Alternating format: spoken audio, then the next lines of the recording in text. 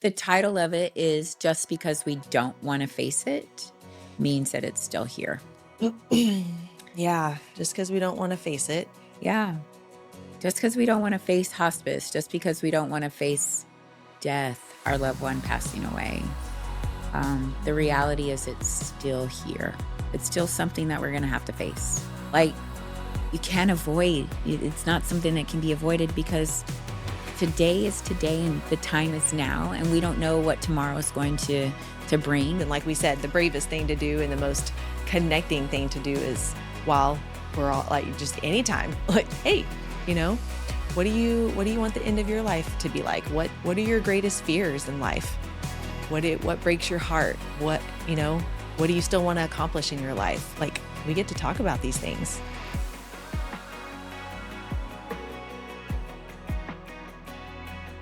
Hey, Rachel.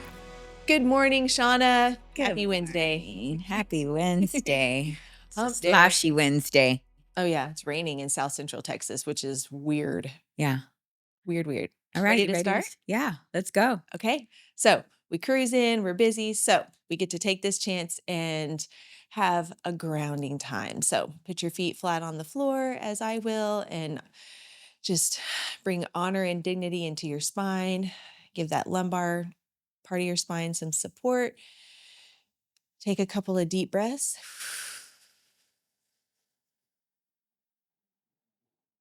Again.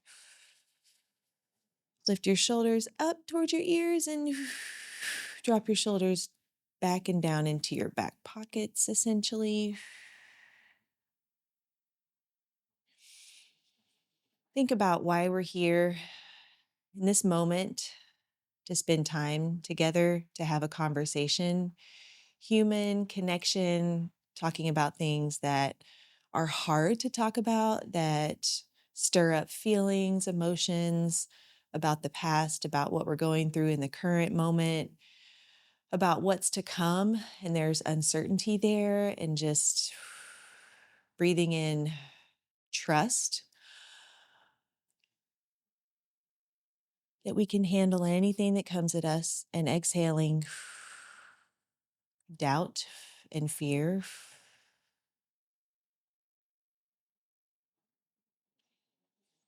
And having so much gratitude for being able to go through this life together. We don't have to do all of this. Anything that we go through, we don't have to be alone in it. We can choose community. We can choose connectedness. We can request support. That is why we're here on earth together. Nobody is on an island.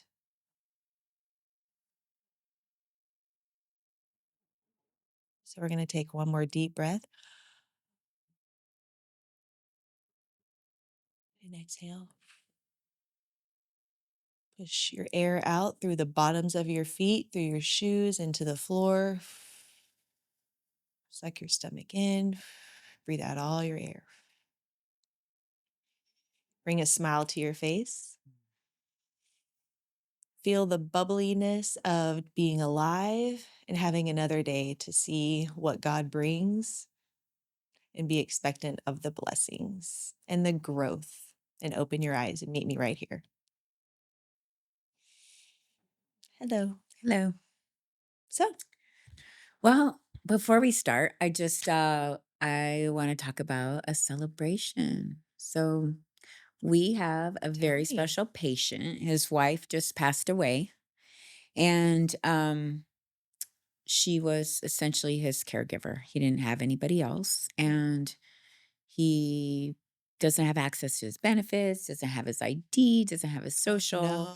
and they're getting ready to evict him from his apartment. Oh my goodness. But I'm celebrating that we're able to help him as an organization and get him into a facility now. And so Okay. he's going to get the proper care.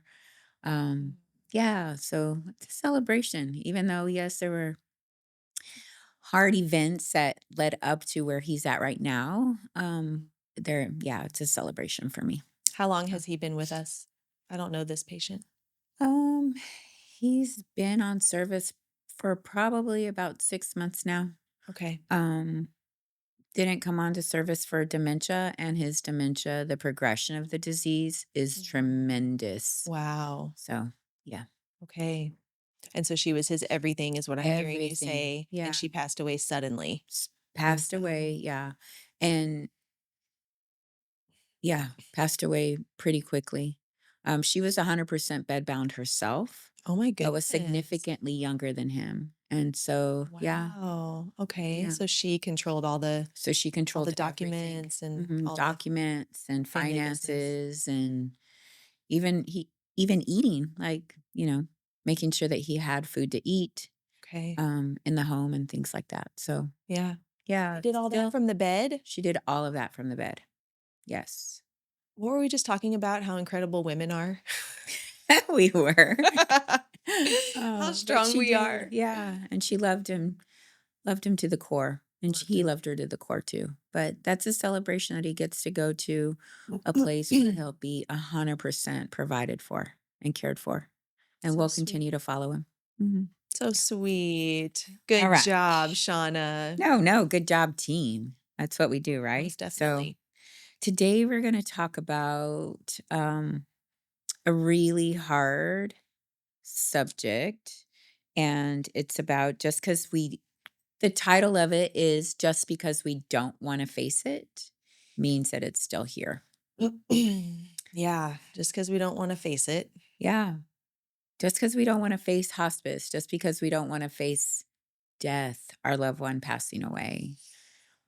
The Mm, reality is it's still here. It's still something that we're going to have to face. So, how can we bring awareness um, to our community and to other communities regarding making a decision and mm, feeling that there's a safe place and a safe space in hospice and the care that hospice providers could actually do for them. mhm. Um, so Should we start with, like, what to look for in our loved one that it indicates it's happening?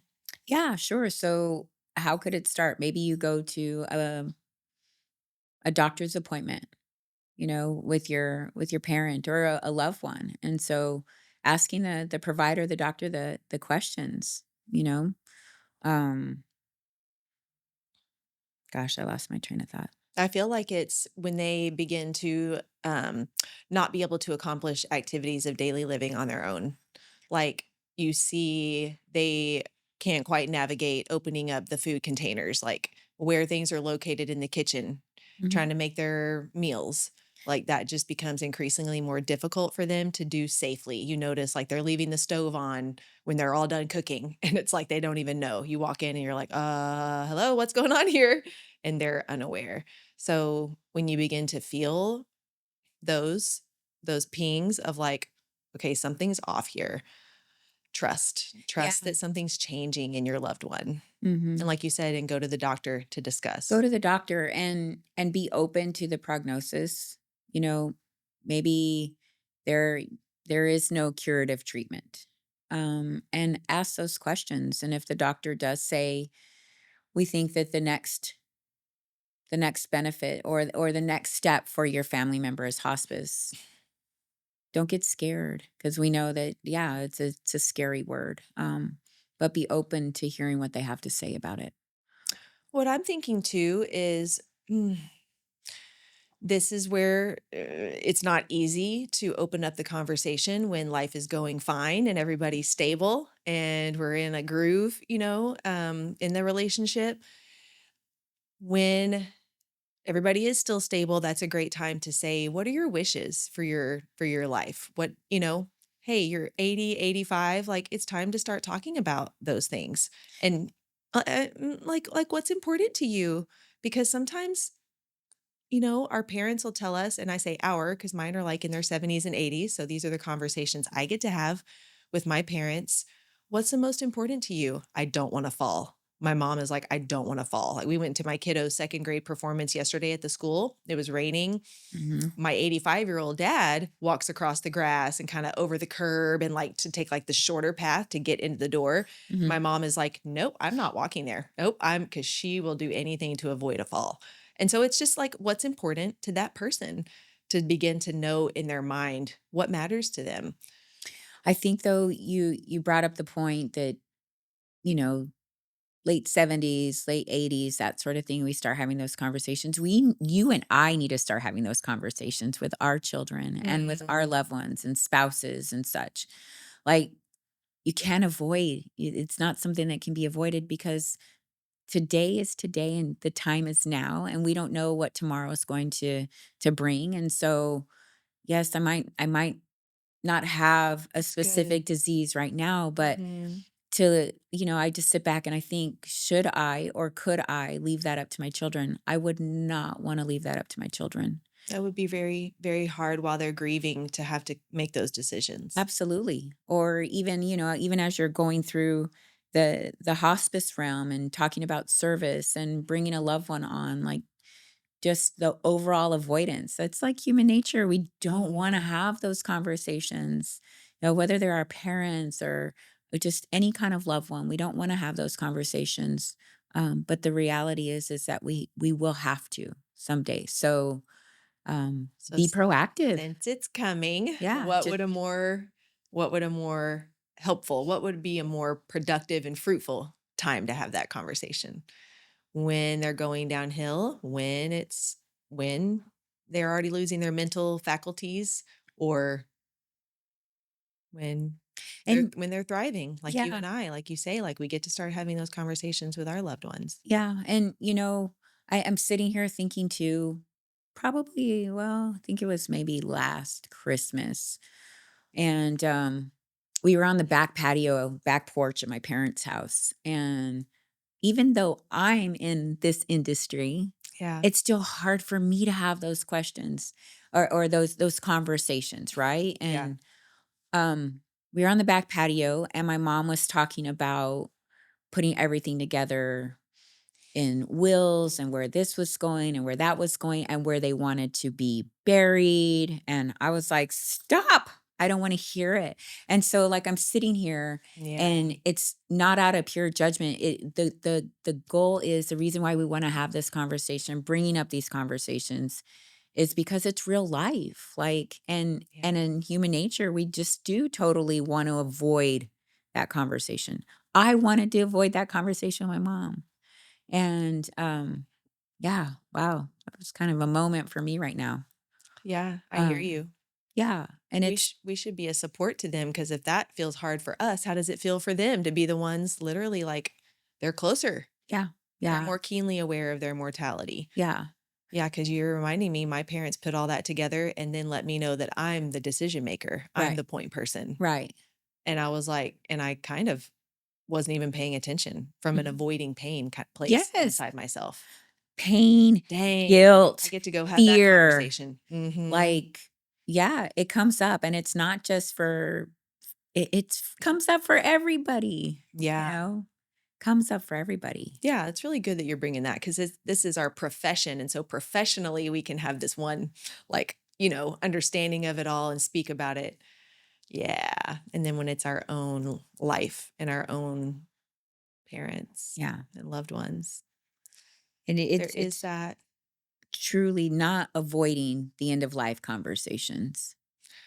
So you and I are in a leadership training and we talk about these different things. Like it's an emotional intelligence training and we talk about, like, there's survival conversations. So Mhm, there's thriving conversations, which are, the place we want to be. That's where we're really in like our creation place, like what we're talking about. Like, hey, go create those conversations when they're most productive. mhm. Yet we spend most of our time as humans in this unconscious, like, survival conversations. Mhm. We call them the four buttholes, right?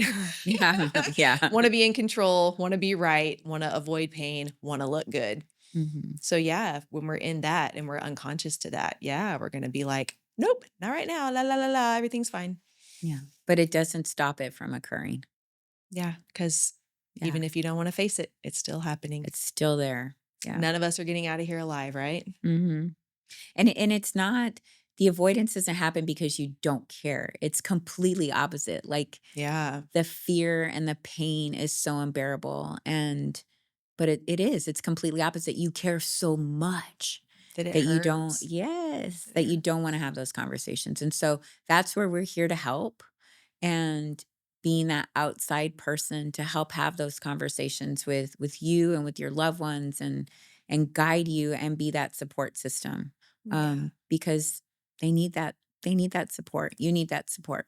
So what might it look like, Shauna? Say with my parents, I begin to notice my 85-year-old dad not able to prep his meals safely anymore. And I know, or like, I can leave my kids with him. And then one day I'm realizing, like, okay, no, I'm Can't. not able to. He's not Mhm. remembering where my mom went.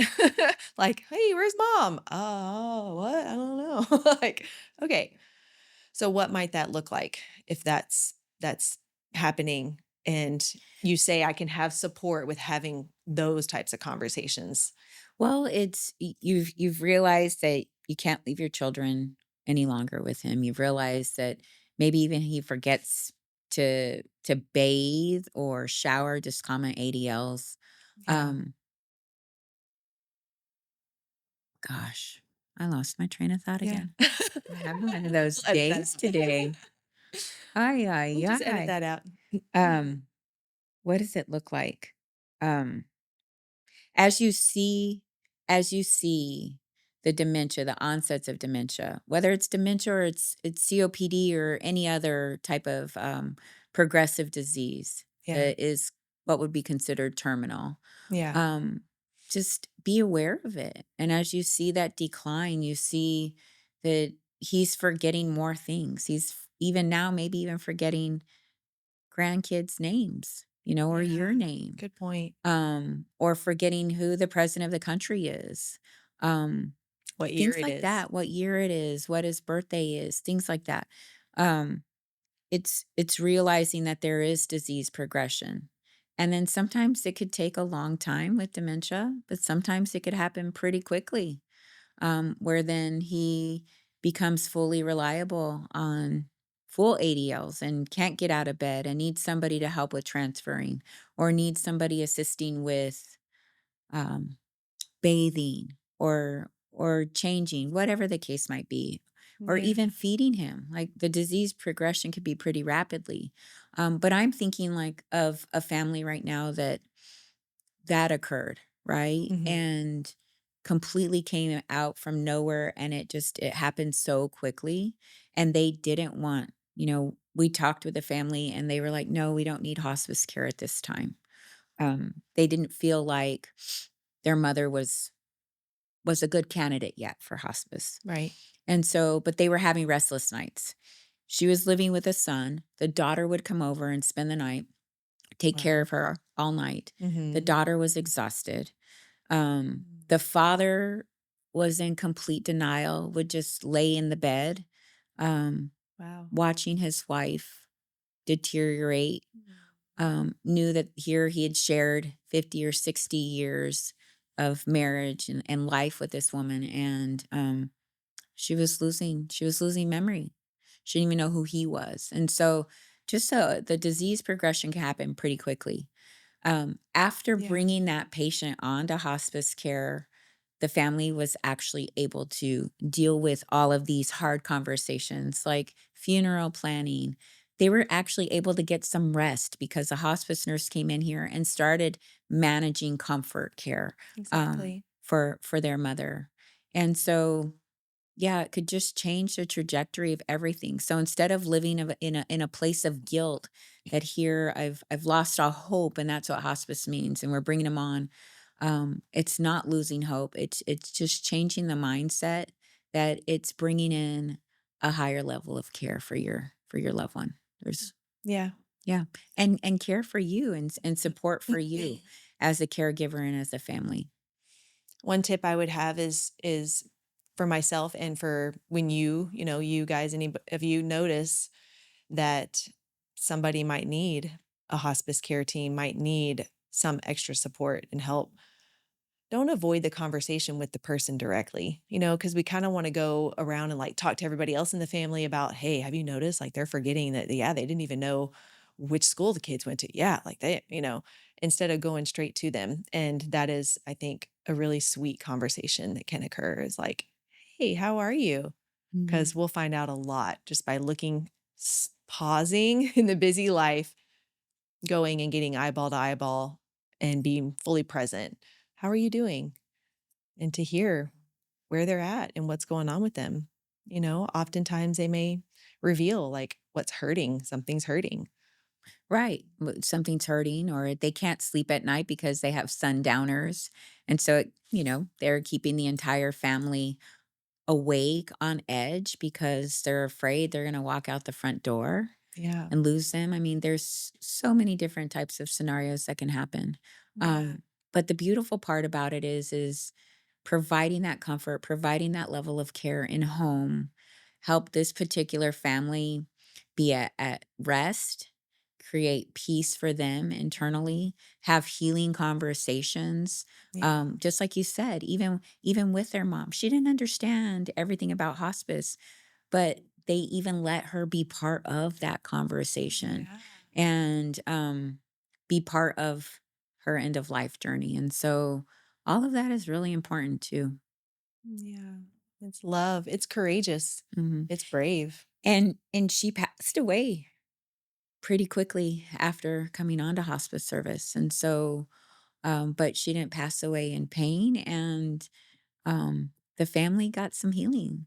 Yeah. They were able to have some healing and understand more about the disease progression, that their mom might not have remembered their name, Hmm. or remembered them as not as an adult, but saw them as a child. And so, um, yeah, there was some major healing for that family. Yeah. And that's what we want. We want healed people left behind, Hmm. you know, not broken people left behind with some open wounds. Yeah, we've even had families that have gotten to the point where they do have advanced directives in place. They have medical power of attorney and financial power of attorney, with their parents, like worked out, Hmm. or with the spouse. And then when you come in and have a conversation regarding hospice care, and we let them in, we explain all of the different services that are provided, the nurse and the CNA and the social worker and chaplain and all of these things, right? Yeah. The one thing that they had forgot to plan on, or even talk about was the funeral planning Hmm. and where their loved one wanted to be buried. They talked about do not resuscitate. Like they talked about all of that. The hard, hard stuff. Yeah. Yes, but they were avoiding the conversation about the funeral. And so that's where we can also come in to help provide some support regarding that. Yeah. Hmm. Help them through it. Yeah. Uh, So there's a tool that we can provide that is early indicators that it's time to start having these conversations. And like we said, the bravest thing to do and the most connecting thing to do is while we're all like just anytime, like, hey, you know, what do you want the end of your life to be like? What are your greatest fears in life? What breaks your heart? What do you still want to accomplish in your life? Like we get to talk about these things. yeah. Yeah. And And it's then not about death. It's about the quality of life the too. richness. Yeah. Yeah. Like sucking all the juice out of every day Yeah. and living intentionally. Yeah. But if we don't have these conversations, maybe we don't ever voice it. Mhm. And then it's never like in our awareness. Like I said, so much of what we do is subconscious. And We're they're not easy conversations. I guess that's just what I wanna talk about, or Mhm. pinpoint even more, is they're not easy conversations for anyone. So we can come up here and be subject matter experts, but they're Mhm. still not easy conversations for you and I too. Why So is it so hard? I think it's guilt, it's fear. I think about, for guilt for me, since my parents live out of town, man, guilty that I didn't get to see them every day, or I didn't talk to them every day, or guilty because I wasn't for them the way that be there for them the way that they were there for me in life. And so I think that there's just a lot of different aspects, and different things that come up for everyone, that Have you pop shared up to that the with them that surface. you have guilt that you're not around or you don't get to see them every I day do. because y'all live Yeah, in I have. different I've shared towns? that with them. What Um, was their response? that it was ridiculous. I would Yeah. imagine they're happy for you and Yeah, that it what was you're doing with your life. ridiculous. But for me it's important, and Yeah. I'm yeah, and it's difficult being so far away. Mhm. Yeah, so there's a sense of guilt there. But there's also a sense of fear, like I'm not going to have my mom and dad one day. Mm. And what is that going to be like? And the reality to think about that, it's difficult. Those conversations are difficult and those thoughts are difficult. But ultimately I know where they're going. And so but it's reminding myself that I need to be at peace with that too. Yeah. Um, yeah. Our hospice agency is called Anchored by Grace. And so if we're anchored by grace, the word grace means unmerited favor. We have favor in these conversations. And when we want to create, because what can be created in these conversations? Yes, they're difficult and we don't often want to have them. What's possible when we have these conversations and we go in boldly and just openly and we just ask the question, Yeah. what do you see possible? Well, it's about vulnerability. Like having those conversations with my parents has been healing for me too, because Mm, it opens the door to other conversations that mm, that you need to have with your loved ones, right? right. And that they're not easy conversations to have. And so outside of end of life conversations, Yeah. but that's all part of it. It's those clearing conversations that, those skeletons in the closet or fears or beliefs that you have. And, they might have been my reality, but they weren't my parents' reality, if that Mm, makes any sense. So, you know, I made it into a bigger situation and it wasn't. It was silly. yeah. So it was And just my own. that's what humans do. Yeah. Yeah, you're not alone. We do that, right? We beat ourselves up, we make something, twist it, make it a different type of a narrative, and yeah, when we go in and we have the talk, Mm, there's this understanding that gets to happen. What I'm hearing you say is trust, you know, to trust yourself to ask the question, like to my mom, what do you want for the rest of your life? mhm, What do you still want to do that you haven't done? What are some of the breakthroughs that you still want to have? Which relationships do you see having potential to bring closer? What do you want, mom? yeah, I bet if I trusted just what she would say to be the absolute perfect thing, because it will be her heart, it'll be her feedback, and then I'll know that forever and ever. I will know what's most important to her. I won't have to guess. I won't have extra real estate in my mind taken up with trying to guess yeah. how to meet the need of her.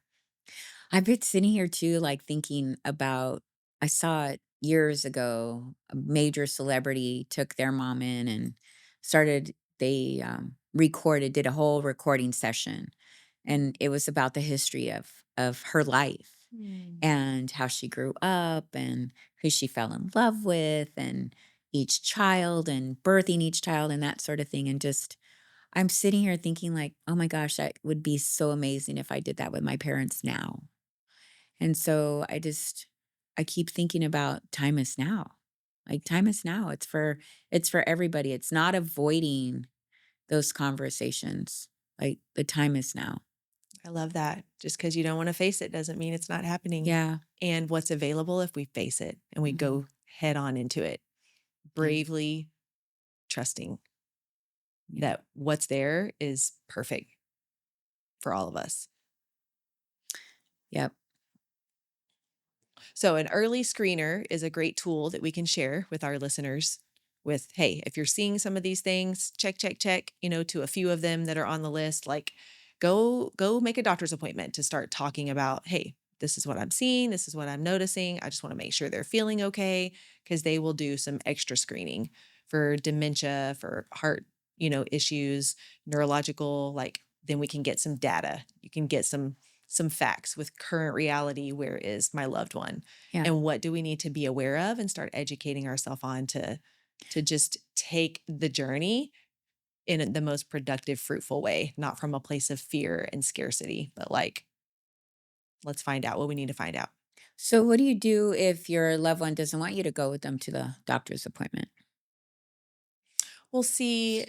Here's where the connection and the conversations create more opportunities to collaborate. I think there would be less resistance Mhm. from the person who needs to go to the doctor. if we were building up the relationship and having connected conversations. There would be less resistance. Right. I can't imagine how that wouldn't Well, like I'm facilitate. relating it to my life right now. Like I'm thinking about my dad and my mom have been married for almost 50 years now. Wow. And there are certain doctors he allows her to go in with Okay. him, but then there are certain doctors that he doesn't. Okay. And so how do you have those conversations with your loved one to, you know, yeah, and I haven't figured it out. I think because there's maybe not good news from the doctor that he doesn't allow her to go with Okay. him. Not sure yet. So I would say, I mean, it makes me curious. What is it that he's afraid of? Does he just Mhm. not want her to worry? Well, just because you don't want to face it doesn't mean it's not happening. And so, Mm. who do your mom and dad get to be now together at this point in their lovely 50-year long Right. union to like make the most of this season that they're in? Yeah. There's ways to make it, a positive. That's what we're all about in this, right? It's not a negative. No. It is an opening and an opportunity. So for them too, because our relationships change and we have different seasons in our relationships, especially in marriage. Whatever has him not wanting her to go in, if that's what he's choosing, then she doesn't have to twist his arm. And she can still say, like, how are you doing? And really be more intentional about sitting with him, observing him. I've noticed couples that have been functioning in their, routine and in their little dynamic for a long time. Sometimes they just keep on in that dynamic. And sometimes it's interrupting that pattern and being like, hey, watch him when next time y'all go to church and see how he is in the crowd. Like just like observe him, Yeah. you know? So this really isn't just a conversation for, let's say, children or caregivers. This is even a conversation that we're having with the potential patient, Yeah. right? Yeah. To make sure that they're having these conversations with their loved ones, that they have it all in order. Yeah. Yeah, and that they're bold in having those conversations, that things are set up. Yeah. Cause we're not promised tomorrow. No. If the person is, so if we are bringing on a patient, usually our medical social worker is having and the nurse also doing the initial evaluation. There's Mhm. every time we go and anybody from our team is touching that patient and having a visit, it's like, what's going on with you? It's a great opportunity, you know. It, who do they need to go speak to in their life? And like, cool. Well, what would be the outcome of that conversation? What do you see? What do you see that might come of that? Yeah. Well, I hadn't talked to him in decades. And is that affecting you? Well, let's air Yeah. it out. Mhm. And then let's go change that because we can. Yeah. As long as we're here and breathing, we can make anything. We can go create a new possibility in a relationship. So the truth is, about this conversation is it's being fearless to face it Mm, from both the potential patient aspect, having those conversations with your loved ones, and then also even from the children aspect, or the caregiver aspect is having those conversations with your parents and being proactive, or spouse, whatever the case might be. But just yeah. opening up and not avoiding and being completely fearless in the conversations. And it really will require you, me, us to interrupt our typical way of being with our loved one Oh, because things absolutely. are changing and it will require. I can think about how many times I've sat like having a meal and wanted to say something Mhm. to my dad about like, have you noticed that your memory's changing? And I just don't because I'm just like, well, I just want to eat my food and stay in my comfort zone and that's going to be a hard Yeah. conversation to have, and so I don't. Yeah. And what if we, like we're talking about, what if we just choose the opposite? We just choose to ask the question. We choose to bleh, say it and trust that whatever comes, we can handle it.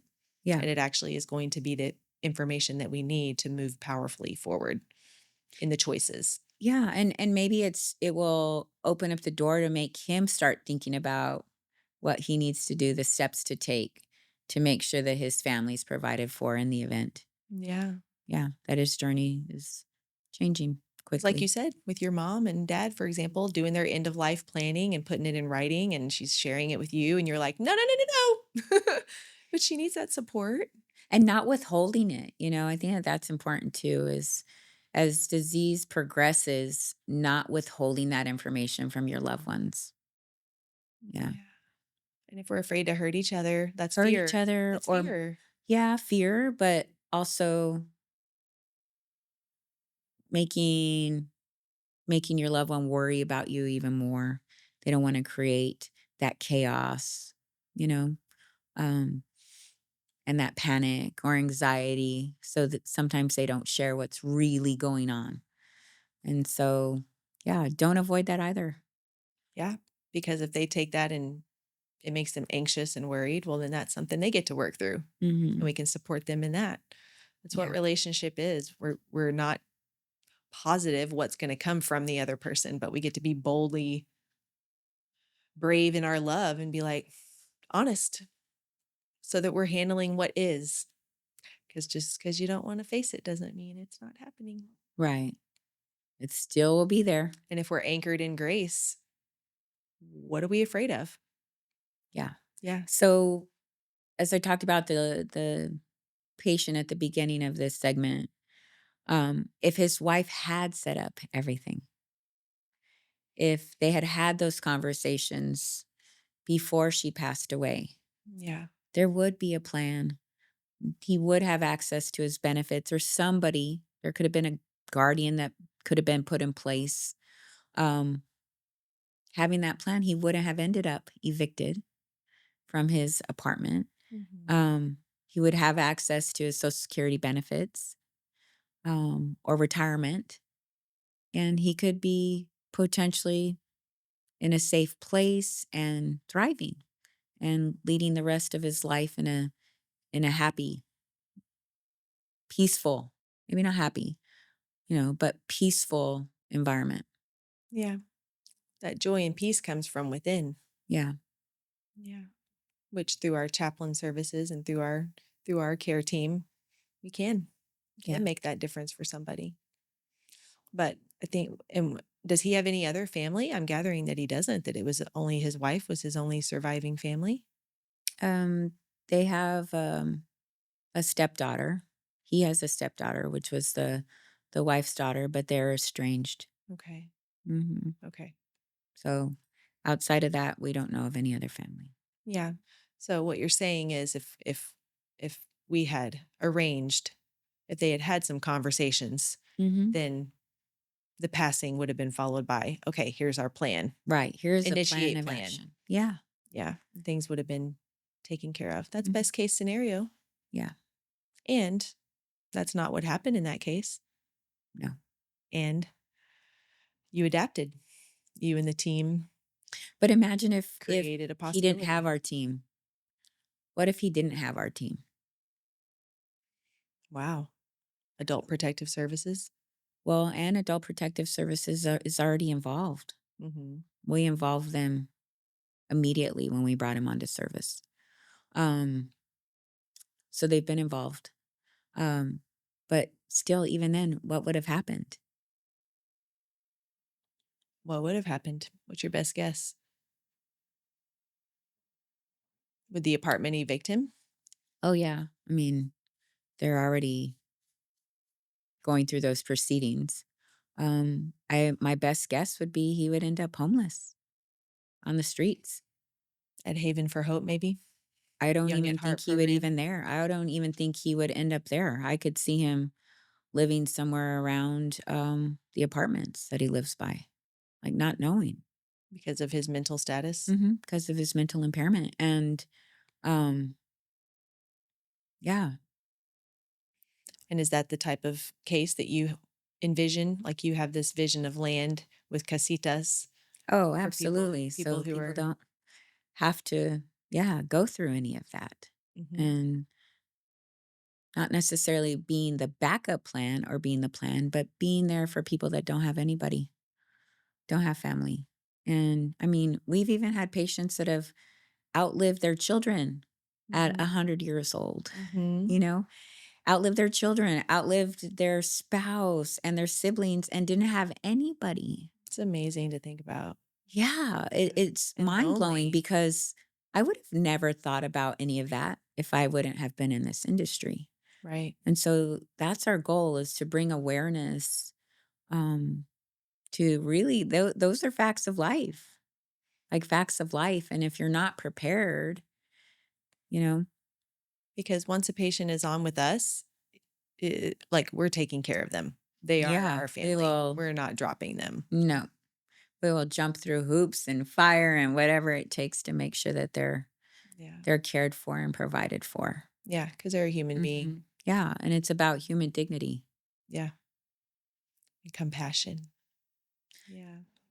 We got to Right. come up with a name for this podcast, Shauna. We do. That's what I was telling Anthony earlier today. One day. We're working on it. Yeah. I want to share a Bible verse. It's Ecclesiastes 3:1. And I think it um, kind of hits home to what we're talking about today, and not avoiding the season that we're in, and not avoiding those hard conversations. And Yeah. this is it. Ecclesiastes 3:1. To everything there is a season and a time for every purpose under heaven. Mm. And so I feel like this reflects the reality that there's a time for healing. Mm. And then there's a time for comfort, and there's a time for letting go, and there's a time for these really hard conversations that we have to have with our loved ones and the people that we care about most. But um I really feel like hospice provides provides comfort and honors that person and their family when they're in this season. And Yeah, so, they definitely do. And some tips that I have for having those difficult conversations is to really just get physically connected, physically like present with the person that's that you're worried about, and just, how are you? mhm, They will tell you. Or, hey, have you noticed that you're not remembering things all that well? They will tell you. or that you're having Ask more more falls. open-ended Yeah. questions than yes or no questions, like, how are you feeling? Or, what are you noticing about your memory? What are you noticing about when you're trying to make your food or get dressed? What are you noticing about when you try to go to the bathroom? Because I've been noticing I've been having to clean up after you quite a bit when you leave the bathroom, and I don't mind, but I just want to know, how are you doing? So sometimes it's just having the words to say, just to spit it out, Mhm. like spit Well, it just out. spit it out and be prepared that they might not be able to articulate Hmm. that too. And so that should be an eye opener too, that Yeah, and then just meet them with compassion. and Compassion love. means to suffer with. I love that definition of compassion. And we don't have to be the hero. We don't have to solve all the problems in that conversation. Sometimes I think that's what keeps us from entering into the conversation. Is like, Good point. I don't have all the answers. I want to be able to be the know Provide it a all solution. in here. Yeah. And that hits on one of our 4 survival conversations. Want to be in control, want to be right, want to look good, want to avoid pain. So if we want to be in control and be right, that could keep us from entering into that conversation. So we got to put those down, and we got to pick up trust and Yeah. love and togetherness and connectedness and trust. And I think what resonates with something that you said is about connection. And so I'm thinking that avoidance equals no connection. Yeah. Avoidance, no connection. And so don't avoid, face it equals connection. And so, gosh, like Yeah. connection has kind of been my Face word to for that. face. Hmm. Face it. Past Get couple face to months. face. Have the conversation. Yes. Creates connection. Connect. Yeah. Connect. And that's And that, also praying hands. yeah. And you know what? We all Trust. long for a connection. We More than do. we long, more than we need food and water, We long for we connection. long for connection. Yeah, it's actually our most amplified desire in life is to connect. And what do we know about our phone dependent And society right technology. now? Yeah. Or our turn on the TV and just disengage and disconnect. Yeah, that's not it. No. That ain't it. So that's really cool. I like that visual too of like avoid it, disconnection. Mhm. Face it, connection. Mhm. Face it, have the talk to each other, talk it out, have the conversation, connect. Pray. So that yeah, that's what I'm gonna So, remember. so that's a couple of, I think, tools that we can put together is early indicators to have the conversation Oh, absolutely. and some conversation starters Yeah. so that people are supported with like some things to just spit it out, Mhm. initiate it, and then trust that what happens in that conversation is perfect.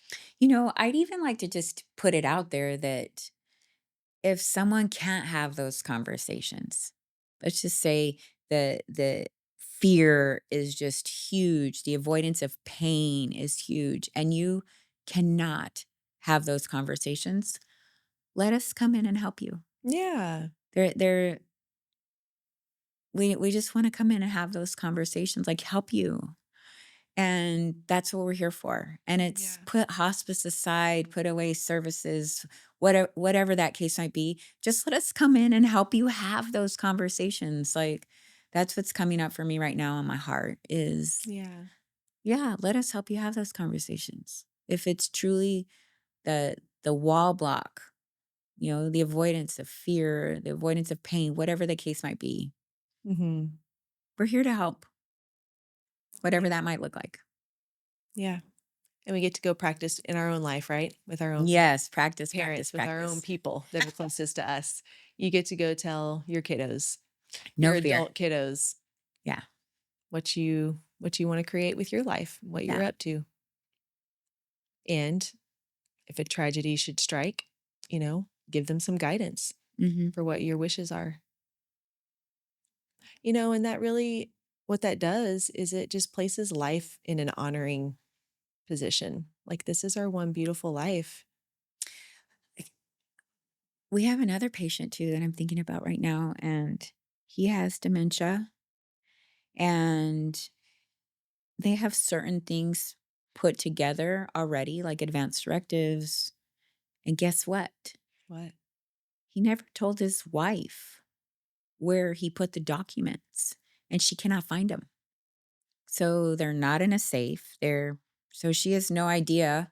Yes, they did all of this planning. Is he not able to speak? Mm-mm. Well, he can speak, but he doesn't know where he left them. Okay. He doesn't know where they're at. Yeah. Yeah.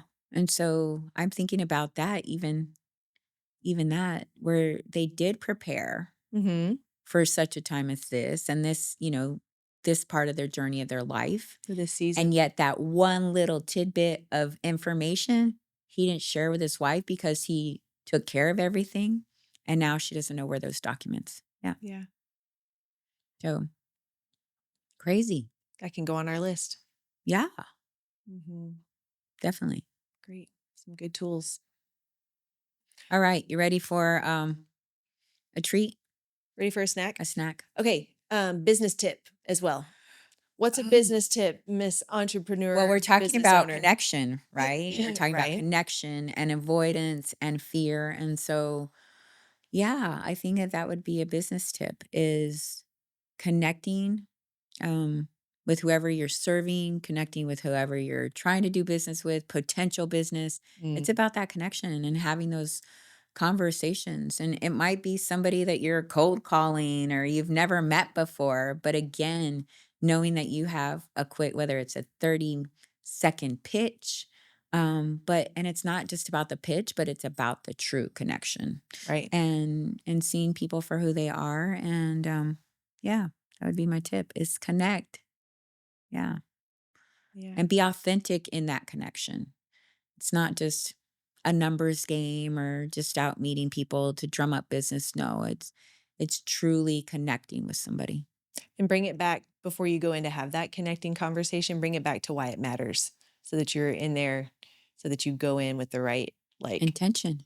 yeah, intentional and from vision. Mhm. And that way, however it goes, you can just trust that, great, what did I learn? Yep. Either it results in a partnership and further doing business together, or maybe it's a piece of information that helps shape the rest of your connections and ways of doing business. Yeah. I also think about in business, a lot of times in my business, I don't want to face my numbers. I don't want to face my results, um, and that's an avoiding. That's a A just fear? because you don't want to talk about it doesn't mean it's not happening kind of a Was it theme. fear of failure or where's that avoidance come from? Yeah. And I think procrastination too, of like, I'll look at it when I feel like I've done enough instead of looking at it as neutral data, Mhm. feedback.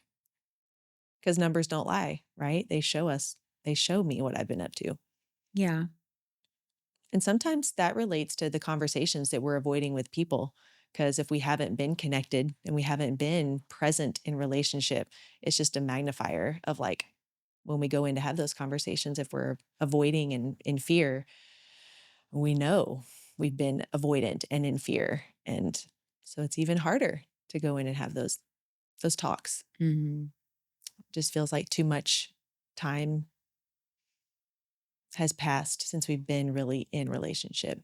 So, healthy relationship with results, being willing to look at current reality and use it as information to really get to the vision to continue to create what we really want to create in business, in relationship, which they're actually the same Go ahead.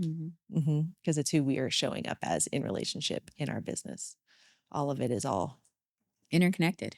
Yeah. interconnected. Yeah, beautiful.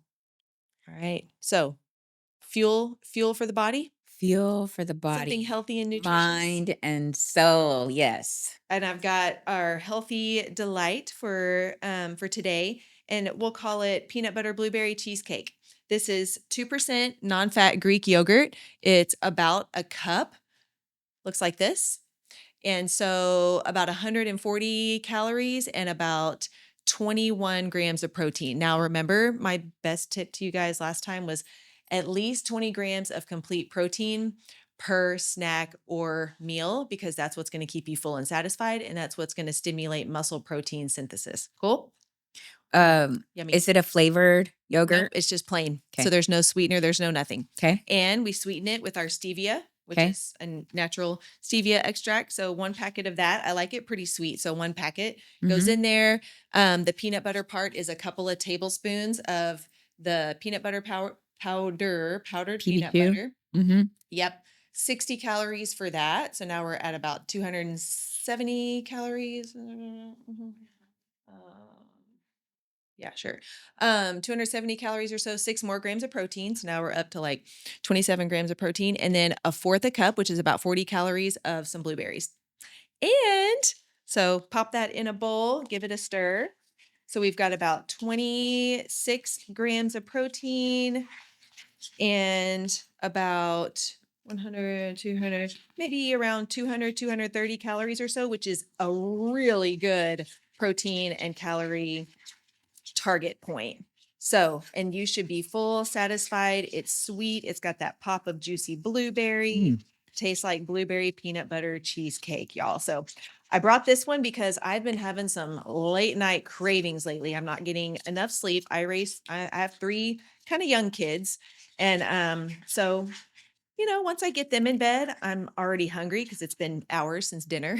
And so I'm like, okay, I could get something naughty, and instead I made this creation and it knocks out that craving. It truly does. I love it. Okay, I'm so glad. I've already Yep, this I'm is what it already looks like. mm, Yeah, really good. yeah. Good flavor, Mhm. nice textures, I would have never thought peanut butter with blueberry.